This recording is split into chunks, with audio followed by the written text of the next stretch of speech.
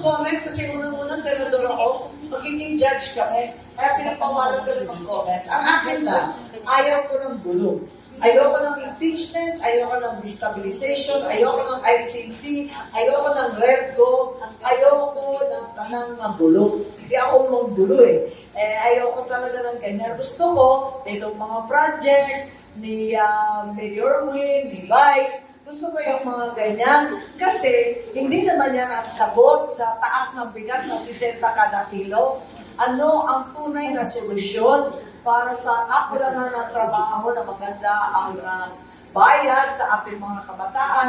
Yan ba talaga ang solusyon para magkaroon tayo ng sapat na tulong sa PWD, sa ating mag-uuma at ating mangingisda? Palagay ko, hindi gulo ang solusyon. Kailangan ng totoong solusyon. Trabaho na lang tayo.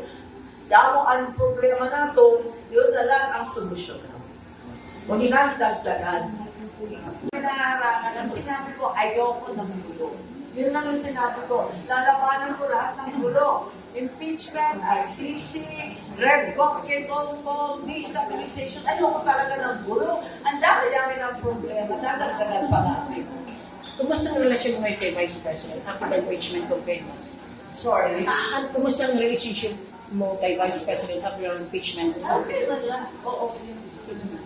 Ma'am, last na lang. Sinabi ng former Senate President Trilon na pwede magpatawag ng special session si Presidente on the impeachment. As a general rule, it should really come from the Senate. And it's for urgent legislation.